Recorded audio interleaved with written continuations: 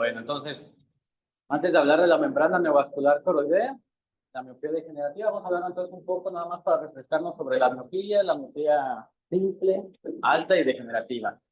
Realmente en este tipo de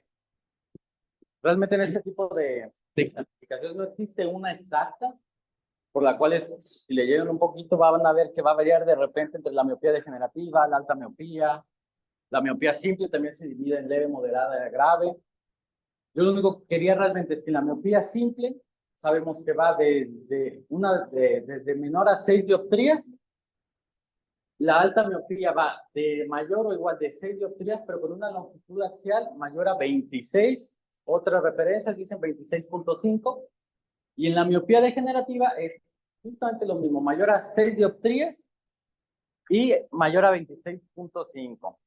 Igual hay otras referencias donde dicen la miopía degenerativa llega arriba de los 28 o hasta 29 y la longitud axial llega hasta los 32.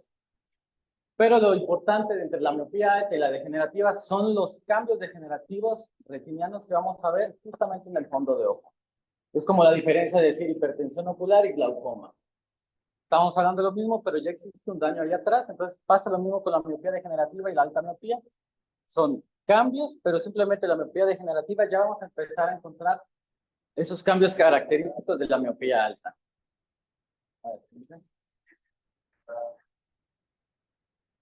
Entonces, sabemos que realmente la miopía degenerativa es de las principales cegueras en el mundo, y esto se define, bueno, la miopía alta se define como una elongación progresiva del globo ocular que conlleva cambios degenerativos que afectan justamente el polo posterior.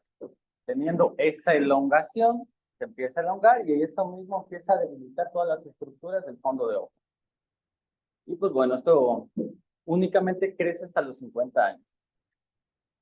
Como epidemiología, sabemos que en la OMS en el 2000 dijo que había 1.406 millones de personas con miopía y únicamente alta miopía tenían 163 millones. Y se estima que para el 2050 haya 4.758 millones y 938 millones con miopía alta. O sea, esto está creciendo demasiado.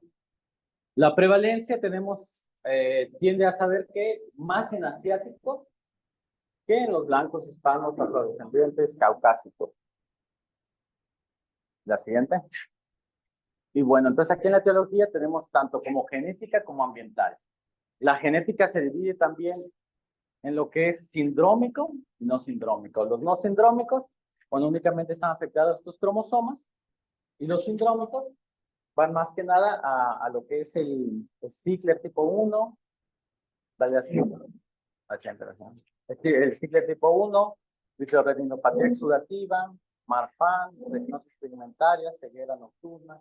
Esto es uno de los varios síndromes en los que podemos encontrar esa alta miopía. En los factores ambientales, realmente son 4 tipos, no 3, porque lo del cuarto sería como lo que sería la dieta. Pero bueno, entonces, los factores ambientales, primero sabemos que en las actividades cercanas, tanto Harrington como la Saxena, que son unos artículos, empezaron a ver que realmente hay una prevalencia del aumento de la miopía cuanto al tiempo gastado en la escritura, tablets o simplemente las actividades cercanas que uno tiene aquí. Cuando hay una actividad mayor a 3 horas durante la semana, esto aumenta el riesgo o el factor de tener una miopía alta. La siguiente, en el uso de los dispositivos, vieron que realmente ese mismo uso de mayor a 3 horas empieza a aumentar más que nada por lo que son las pantallas planas, celulares, computadoras, teles. Entonces, se dieron cuenta que ese uso excesivo empieza a aumentar más la prevalencia de la miopía alta. Y por último, en las actividades del aire libre, se dieron cuenta que ahí las personas que mínimamente gastaban 1 hora al día o sea, la actividad al aire libre, reducía el riesgo de tener la miopía alta. Y por último, que es la dieta. Esto va más que nada, por ejemplo, a las personas fumadoras, cuando tienen problemas de colesterol, triglicéridos. Cuando no hay un buen balance en la dieta, eso también aumenta la prevalencia de la miopía. Y bueno, entonces sabemos que pues en la miopía existe en todo el mundo, cierta parte tiene la miopía patológica, pero aquí lo importante es simplemente la detección. Porque cuando empieza a haber esos cambios que nosotros no detectamos a tiempo, no les damos un tratamiento a tiempo, eso, tanto evoluciona a la maculopatia miótica, a los cambios endoscópicos, y a un maltrato, a un mal pronóstico, uno cuando no actúa rápido, ahí ya el paciente llega a lo que es a la ceguera. Aquí lo que podemos ver es un fondo de ojo normal, que tiene su fondo naranja, la papila bien definida, los vasos centrales. Entonces ahí estamos viendo la relación vena arteria 2:1, la mácula. O sea, esto es un fondo de ojo normal. Hay varios tipos de fondo de ojo, como varios tipos de caras, que todos son diferentes, pero son normales. Pero cuando ya hablamos de una miopía patológica, fíjense, vamos a encontrar diferentes cambios ya fundoscópicos dentro de ella. En la primera podemos encontrar tanto una atrofia generalizada, con ese adelgazamiento, teniendo casi la esclera ahí desnuda. En la segunda podemos encontrar esas cicatrices que se encuentran en la mácula, dadas por, que se llaman manchas de Fuchs. Eso es por una neovascularización, una cicatrización que se da, se reabsorbe y dejan esas cicatrices. Cuando tenemos esas cicatrices, ya no hay vuelta atrás. O sea, el paciente va perdiendo esa visión y ya no se empieza a regenerar esa visión. Vamos a tener también neovascularizaciones, sangrado, en el de abajo a la izquierda, y vamos a ver que pareciera que va a haber más vasos, pero lo que realmente pasa ahí es, como estamos hablando de esa elongación del ojo, ese adelgazamiento, lo que pasa es que la retina se empieza a adelgazar tanto que los vasos que vemos son de la coroide realmente. En la siguiente ahí vamos a ver ese parchado de las atrofias. Y en la última se va a ver en el área macular lo que sería la neovascularización coroidea o la membrana ahí. Esta coloración medio amarillenta, verdosa, otros hablan de es un poquito oscura, grisácea, pero más que nada así es como la vamos a encontrar. Este es de un OCT de ojo sano, las capas de la retina, que ya se las saben muy bien. Y la última simplemente, pues bueno, fue un artista que juntó todo el fondo de ojo en OCT. Pero bueno, esto lo que referimos es que es un fondo de ojo normal, las capas de la retina normal, sin alguna alteración. Cuando hablamos de una alteración, bueno, vamos a tener ya esa elongación, esos estafilomas, eso que nos va a hacer que realmente la retina se empiece a desprender, teniendo una retinoquisis, teniendo quistes, teniendo foveosquisis, teniendo la separación, esa disminución. Podemos llegar hasta encontrar lo que es edema, podemos encontrar hasta el sangrado. ¿Qué manifestaciones en el fondo de ojo vamos a encontrar en este tipo de pacientes? Bueno, lo que va a ser el disco oblicuo, la atrofia circunpapilar, que es importante ahí porque cuando empieza esa atrofia circunpapilar, empieza principalmente en el área temporal. Es la primera que se empieza a afectar y después empieza a afectar todo. Vamos a encontrar las estrías de Lacan, que es de los principales factores de por qué la neovascularización empieza a subir hacia la retina. El estafiloma posterior, los puntos de Foster-Fuchs, lo que les mencionaba, que cuando aparece ese sangrado y se cicatriza, empiezan a aparecer esos puntos negros, pero si aparecen en la mácula, totalmente se pierde ahí la visión. Las áreas de atrofia del epitelio pigmentario, la degeneración quística, la tiza, adelgazamiento y redondeamiento de las capas, y por último, la neovascularización coroidea, lo que realmente nos interesa. Bueno, la siguiente, esto ya lo sabemos. La siguiente. Bueno, aquí vamos a parar las estrías de Lacan. Esta es una parte importante, porque por ese estiramiento, esa elongación del ojo, empieza a ver como esas estrías o ligeras aberturas donde la membrana de Bruch se empieza a romper y ahí empiezan a pasar esos vasos. Entonces, gracias a esas estrellas empieza a aparecer esa neovascularización. Esto empieza a cubrir justamente la retina. Así ven. Los puntos de Foster-Puch, lo que les decía, simplemente es una cicatrización de ese mismo sangrado que sale y automáticamente tiene una reabsorción un poquito más rápida. Esa es la diferencia, por ejemplo, en la de Mae. Hay un sangrado, hay algo, entonces esto tarda un poquito más en resolver que en la miopía alta. Vamos a encontrar lo que es el estafiloma posterior. Las áreas de atrofia del epitelio pigmentario, lo que estaba mencionando al principio. Bueno, entonces aquí vamos a encontrar, esto es una parte importante también, las degeneraciones quísticas, las Pavling Stone y las látiz. ¿Vale? La siguiente. Aquí la degeneración látiz, simplemente lo que tenemos que ver aquí es ese marcado del polimorfismo, que lo principal de esto es que van orientadas paralelamente a la hora hace rato. O sea, los vamos a encontrar justamente en toda la periferia. Es realmente lo que tenemos que tomar en cuenta cuando hagamos ese fondo de ojos, simplemente intentar ver esa periferia para que no haya esas lesiones predisponentes para un DR. Y bien, ahora sí. Entonces, la neovascularización. Entonces, ¿qué es? Este es un crecimiento anormal de los neovasos que va desde la coroide al espacio subepitelio del epitelio pigmentario. O sea, atraviesa el epitelio pigmentario y se queda justamente en esa capa. ¿Así ven? Ok, entonces la prevalencia en el que esto aparece es del 5 al 10% de todos los pacientes. Pero es importante porque esta es una de las manifestaciones más graves que aparecen porque empieza a tener una pérdida de la visión muy importante.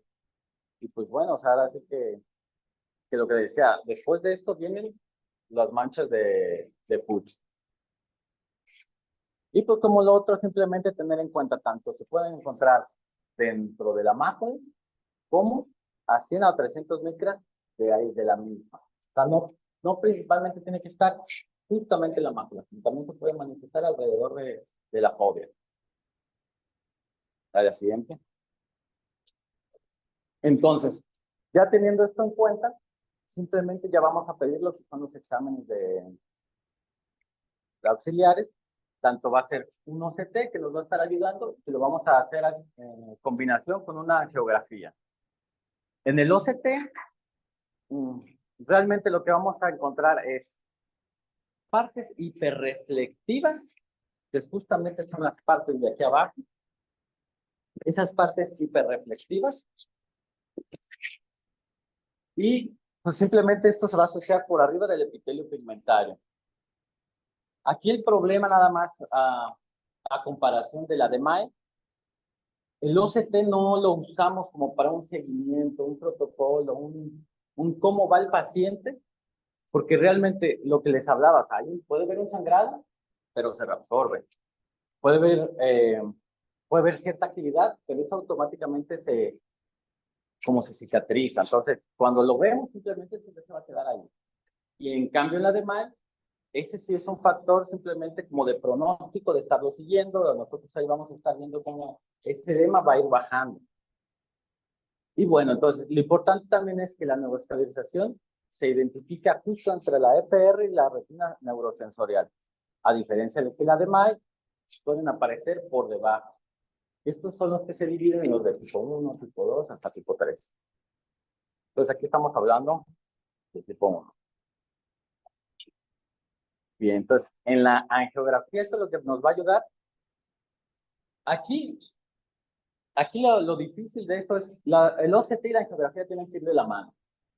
Pero la angiografía, si la hacemos por sí sola, no nos va a dar unos datos característicos, porque claro, va a haber áreas de fuga, que va a aparecer de esa neovascularización en el área foveal, pero como les mencionaba, a veces las áreas de fuga no son tan evidentes, o a veces la fuga no sale tanto, que no sale tan evidente en el estudio, o la otra, simplemente pues, no aparece ese sangrado, simplemente va a aparecer un área isquémica o oscura dentro del patrón. Y lo importante aquí por tener miopía alta, pues va a haber un retraso en el flujo de los dos coroideos. Entonces, aquí lo que se tiene que hacer, si se va a hacer un UCT, se tiene que hacer entonces una angiografía con fluoresceína. Siempre se tienen que hacer juntas, no se pueden hacer separadas por esa desaparición que empieza a pasar entre cada uno.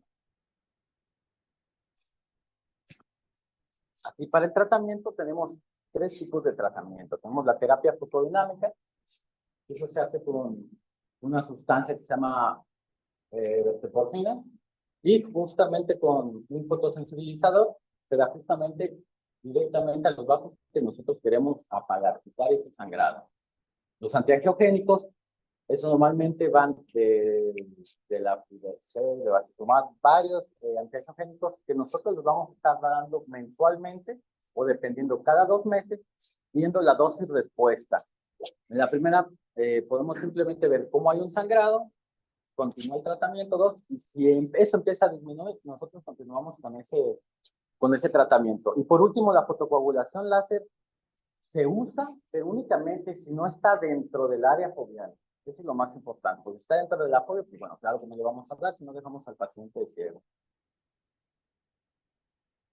Y bueno, entonces aquí estamos viendo lo que les digo. Entonces, en el OCT vamos a ver esa hiperreflectividad que va a estar sobre el epitelio pigmentario, como en un área fibrosa, por así decirlo, y abajo, que va a coincidir con lo que nosotros vamos a ver en el fondo de ojo, que va a ser esa lesión amarillenta, esa lesión gris.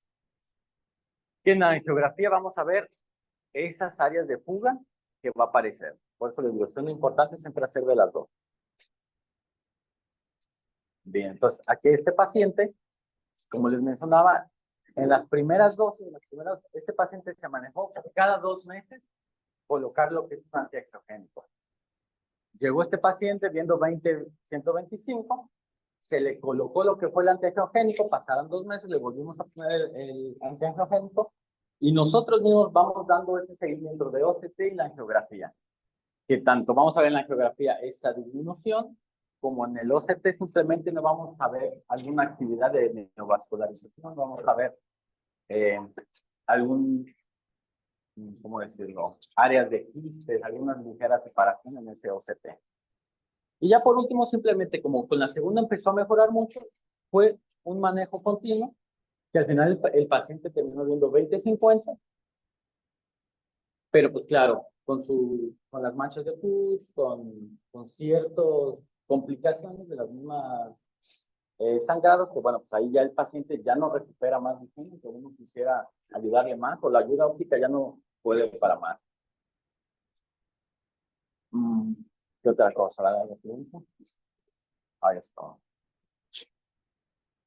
¿Aquí hasta ahorita alguna pregunta, alguna duda?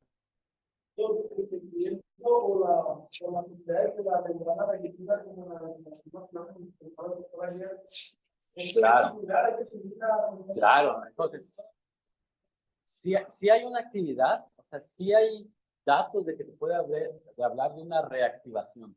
Para eso es ese seguimiento de cada 2 meses, 3 meses, estarle dando el OCT, estarle dando la geografía. Que los datos simplemente tú vas a ver ese crecimiento, vas a ver alguna separación, vas a ver que aumenta esa cicatriz abajo, o simplemente no necesariamente tiene que ser así. O sea, puede haber varios puntos donde esto puede aparecer, que nos estaría hablando de que eso está comenzando otra vez a reincidir. ¿Y qué es que hay que hacer? Otra vez, empezar con los antiangiogénicos, que realmente es la principal o nuestro gold estándar de tratamiento.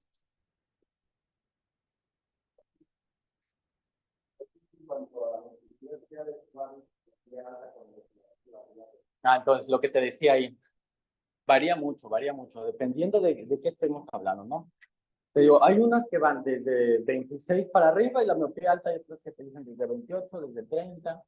Aquí lo importante, te digo, es diferenciar miopía degenerativa y de alta miopía. Miopía degenerativa ya son cambios corioretinianos que vamos a ver atrás. Al momento que hay pacientes que tú ves con una longitud axial mayor de 27, ¿no? O que tienen, no sé, unas dioptrías de 8. Y al momento que tú le ves el fondo de ojo, realmente no le ves tanto daño. En cambio, hay pacientes que tú los ves con un +7 y tienen ya esos cambios degenerativos.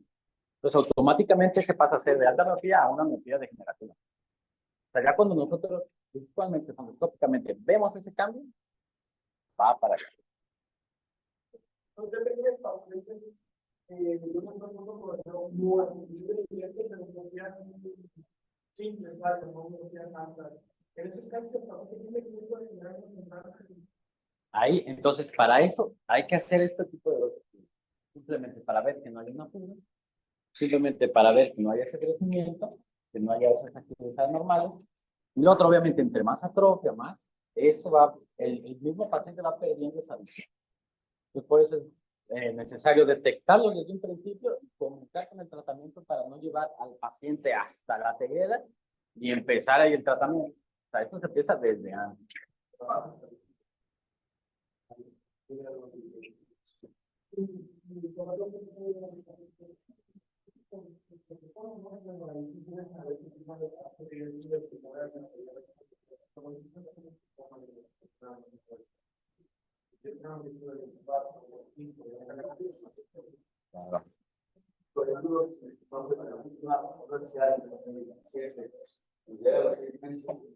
Es normal,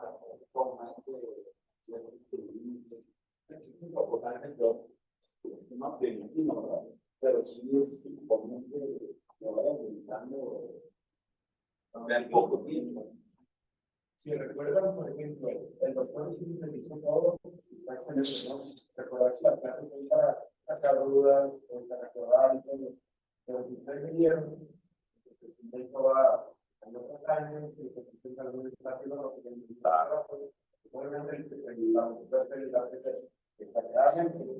tratamiento, el todo, se va a colocar todo eso.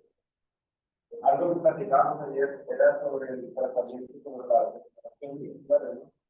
La reacción de los antibióticos ante estas enfermedades vasculares es mucho mejor, ¿no? Pero, como se acompaña de un crecimiento continuo de 2 o 3 años, pero fácilmente, ¿no?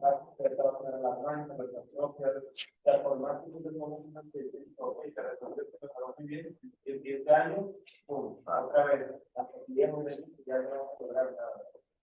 Una parte importante es que van a haber muy marcado la falta de actividad del ETL, porque por ahí creció la membrana y eso ya no funciona, ¿no? O sea, se puede sintetizar, asociar y todo, pero si ustedes tienen una membrana de recién líquido, van a lograr ver, si ustedes le dan un barrido, van a ver un barrido de especificidad del ETL y por ahí va por la membrana muscular. Reacciona muy bien, pero sí es informar al paciente que no, claro, se va a mejorar de ese líquido, puede estar muy 50 y al siguiente año ya estaba en 20-50, va a estar y yo te voy para 20-50, ¿no? Ya va a estar en 70, 80, hasta que llegue un muy buen pronóstico y va a ser la división de la muy buena. Por el tiempo de la también un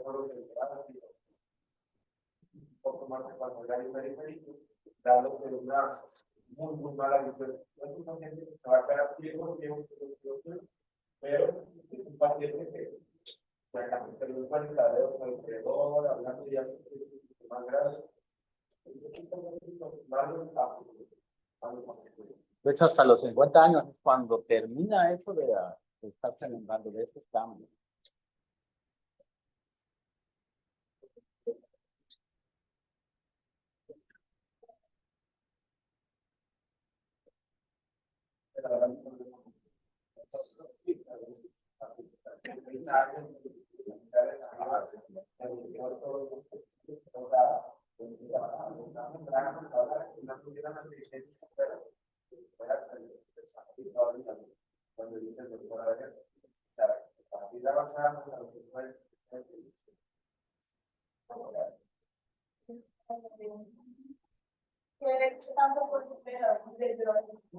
¿Cómo? La dosis de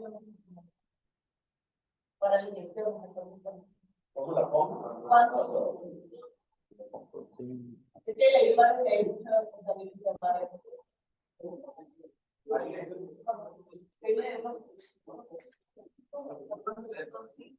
Hay otros que te manejan 0.5. Pero eso está dependiendo de los manejos. Pero si es mensualmente, si cada 2 meses. Y también, pues, dependiendo de qué tanta actividad tenga. Entre más actividad, hay estudios donde la actividad pero ahí no, por poner más, me va a decir que mejor, la verdad no. Hay artículos que te hablan de los y no están actualizando más, van a actualizar por gusto. No lo pueden contestar tampoco. No imagino yo indicándole 30 unidades a. Eso es una novedad. Recuerden la capacidad de no popular de recuerden utilizar 30 unidades en bloque que lo van a probar, ¿no? Te lo llevas.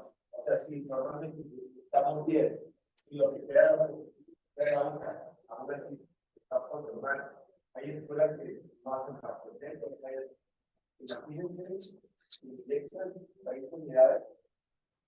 Lo que nosotros inyectamos, casi todos los así, donde desde 100 unidades hasta 13 unidades más. En rango que inyectamos, todos tienen unidades, y lo que queda por qué, dicen algunos aquí que 100 unidades, ¿no?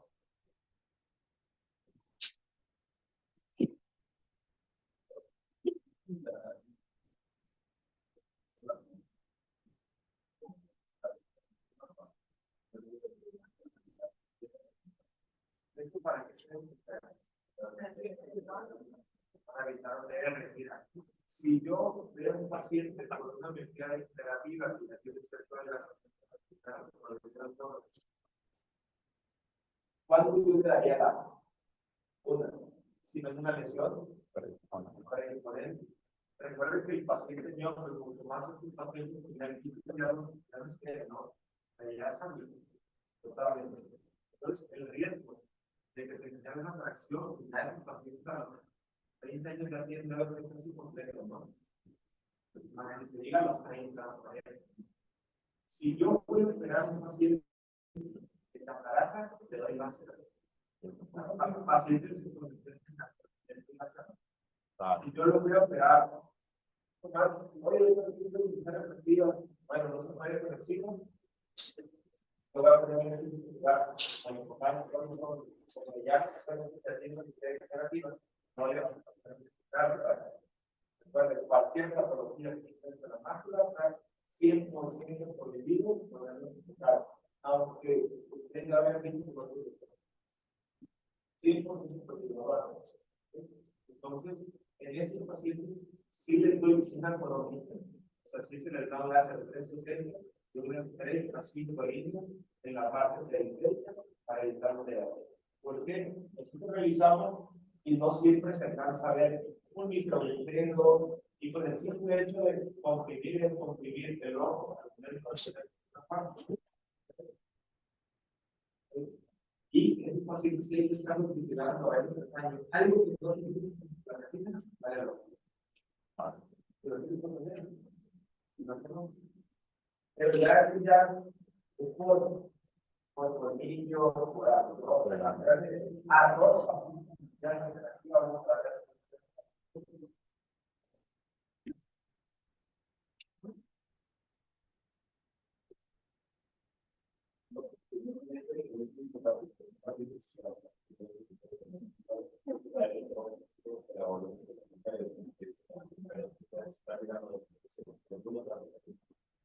Depende de dónde se están generando las proporciones.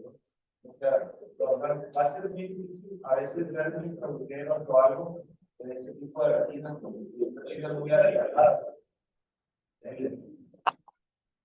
La verdad que pero si tienes la membrana no tenemos capacidad, pero que saber que está a no manejar y todo. Todo tiene un sentido, pero de repente los supuestos de la mano de la lista para la carnicería tiene hay un montón para que cambie la base de